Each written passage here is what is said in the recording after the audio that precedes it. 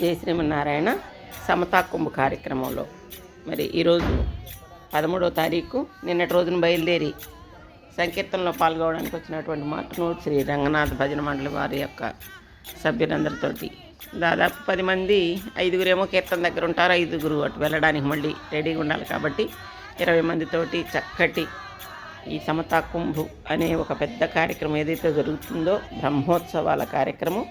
ఇందులో చక్కగా ఇది ప్రవచన మండపం, అలాగే ప్రవచన మండపం పక్కనే యాగశాల. ఈ రెండింటినీ కలుపుతూ రహదారులు ఎలా ఉన్నాయంటే తిరుమల శ్రీనివాసుని సన్నిధిలో ఉన్నటువంటి మాడ వీధులు ఎంత విశాలంగా అద్భుతంగా ఉంటాయో అలాగే ఉంటాయి. ఇలా కూడా ఇక్కడ కూడాను ఆ వీధుల్లో చక్కగా హరే రామనామ సంకీర్తన చేస్తూ సాయంత్రం పూట చేసే ఈ ప్రదక్షిణాన్ని శోభాయాత్ర అంటాము.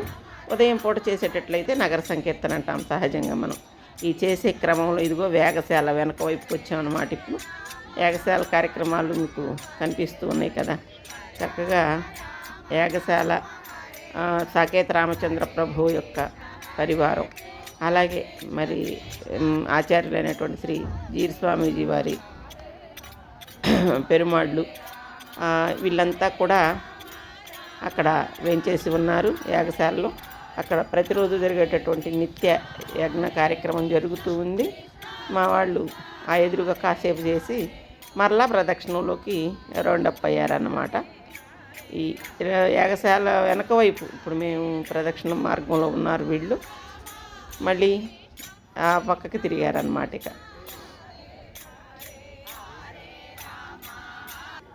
సమతా కుంభ 3వ వార్షికోత్సవ కార్యక్రమం ఆచార్యులు వారిని ప్రతిష్ఠించి ఇప్పుడు 3 సంవత్సరాలు అవ్వడంతో ఇది 3వ వార్షికోత్సవ కార్యక్రమం జరుగుతుంది.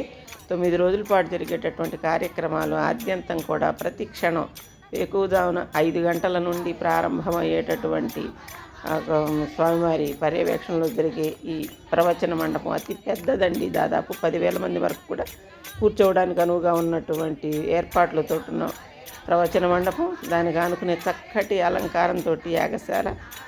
ఇవి రెండు కూడా ఎప్పుడూ నిరంతర కార్యక్రమాలు చేసుకోవడానికి ఉపయోగపడే విధంగానే పూర్తి నిర్మాణం చేసి ఉంచారు. దాన్ని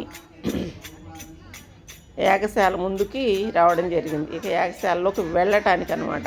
యాగశాల లోపలికి వెళ్ళటానికి చూడండి, ఆ వైపు ఈ వైపు చక్కగా క్రోటన్స్ పెంచితే ఆ పూలు బోగన్ వెళ్ళాలి ఎంత అద్భుతంగా ఆ కలర్లు పూసి ఉంటే ఎంత మనస్సుకు ఆహ్లాదంగా ఉందో.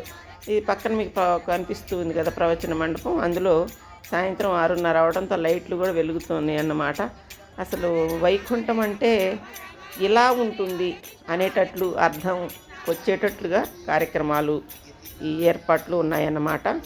ప్రత్యేకంగా గరుడ సేవలు 18 గరుడాళ్ళ మీద 18 దివ్యదేశాల స్వామివార్లు రోజు సాయంత్రం 6 గంటల నుంచి రావడం. ఈ శోభాయాత్రను మేము 5:30కి విష్ణు సహస్రనామం అయిపోగానే స్టార్ట్ చేసాం. ఎంతంటే ఒక అరగంట పడుతుంది అంతే. 6 గంటలకి గరుడాళ్ళవార్లు ప్రారంభమవుతున్నారు. వారిని తీసుకొచ్చి ఆ వేదిక మీద చేసేటటువంటి ఆ గరుడాళ్ళవార్లని రామానుజాచార్యులు వారికి ఆశీర్వాదం ఇచ్చేటటువంటి ఒక గొప్ప కార్యక్రమం అన్నమాట. చూడడానికి 2 కళ్ళు చాలవు, ఇంకా 4 అద్దెకి తెచ్చుకున్నా కూడా చాలవు అనిపించేంత అద్భుతంగా ఉంటుందన్నమాట అది.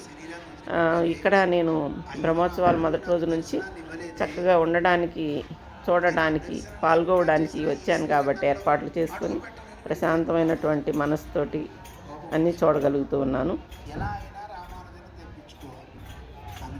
ఇక ఆ గరుడాళ్ళవారి మీద వేంచేసి సాయంత్రం పూట వేదిక మీద పూజలు అందుకున్నటువంటి స్వామి వాళ్ళందరికీ ఉదయం పూటేమో మొత్తం 18 మూర్తులకి కూడా మళ్ళా అభిషేకం.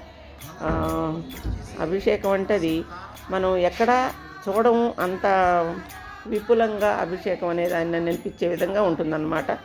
చక్కగా అది ఇదిగో ఇది మండపంలోకి యాగశాలలోకి వెళ్ళడానికి స్టార్ట్ అయ్యే దగ్గరలో ఉంటుందని చక్కగా వీళ్ళు పువ్వులతో అలంకారం చేసి దీపాలు పెడతారు.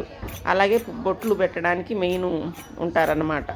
మనకి తిరునామం దిద్ది చక్కగా పెడతారు వాళ్ళు. ఇక చేసుకుంటూ లోపలికి వెళ్తూ ఉన్నాము.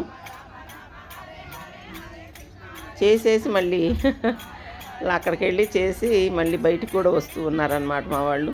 కాకపోతే ఒక వివరం చెప్పడానికి, ప్రతి బ్రహ్మోత్సవాల్లో కూడా ఈ విధంగా ఉదయం నగర సంకీర్తన 8:30 కరెక్ట్గా అనమాట. ఎందుకంటే 8:30కి స్వామివారి యజ్ఞ కార్యక్రమం, వారి ప్రాతకాల పూజ అయిపోయి తీర్థగోష్ఠి మొదలు పెడతారు. తీర్థగోష్ఠి మొదలు పెట్టగానే వాళ్ళు అక్కడ తీర్థం తీసుకుంటే మనం ఈ మాడవీధిలో చక్కగా ఇలా హరే రామనామంతో ఒక ప్రదక్షిణం చేసి వస్తే మళ్ళీ అయిపోయాక తీర్థం దగ్గరికి వెళ్ళడం, అందరం తీర్థం తీసుకొని ప్రసాదం స్వీకరించడం, ఇది ఒక క్రమంలాగా ఉంటుందనేసి 8:30కి ఉదయం సమయం, సాయంత్రం 5:30కి సమయంగా నిర్ణయించుకొని చూస్తున్నారా ఈ ఎదురుగా వచ్చేసరికి కరెక్ట్గా స్వామి సమున్నతమైనటువంటి రామానుజాచార్యుల వారి విగ్రహం కనిపిస్తూ ఉంది.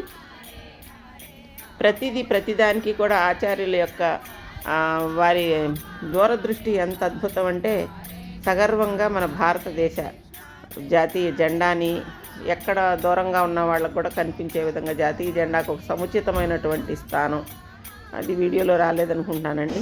ఇవన్నీ కూడా చాలా విపులంగా వివరంగా మనం ఈ ప్రదక్షిణ చేస్తూ చూస్తూ రామనామం పలుకుతూ చూడొచ్చు అన్నమాట.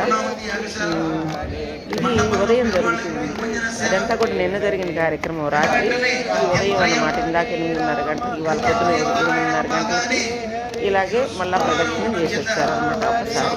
కానీ బ్రహ్మోత్సవాల్లో మనకు సంకీర్తన ఎలా అయితే దేవాలయంలో జరుగుతుందో, ఆ దేవాలయంలో జరిగే వాళ్ళు అక్కడ ఉంటే మిగతా వాళ్ళు ఒకసారి ఉదయం సాయంత్రం ఇలా చేయాలని నిర్ణయించుకొని ఈ కార్యక్రమాన్ని ప్రారంభం చేయడం జరిగింది.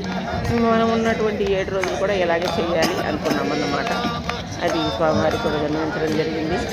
అలాగేనమ్మా చాలా కీర్తనని ఎంత మీరు ముందుకు తీసుకువెళ్ళాలి, అంత తీసుకువెళ్ళని మా మంగళాశాసనాలు ఎప్పుడు ఉంటాయని చెప్పారు.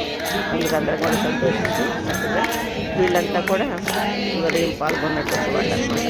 ఈ కార్యక్రమాన్ని ఉదయం సాయంత్రం కంటిన్యూగా చేస్తాము. వీళ్ళని కాదు, ఎప్పుడు ఈ బ్రహ్మోత్సవాల సమయంలో కానీ ఇంకా విశేషంగా అప్పుడప్పుడు జరిగేటటువంటి పంచాయతీ కార్యక్రమాల్లో కానీ అప్పుడున్న భజన బ్యాచ్ వారు ఇలాగే చేస్తే బాగుంటుందనే దానికి ఈ వివరణ అన్నమాట. ఇంకా చివరిలో అంతా అయిపోయి తీర్థగోష్ఠి దగ్గరికి వచ్చాము. ఉన్నారనమాట. తీర్థం కూడా తీసుకుని ప్రసాదం స్వీకరిస్తున్నారు.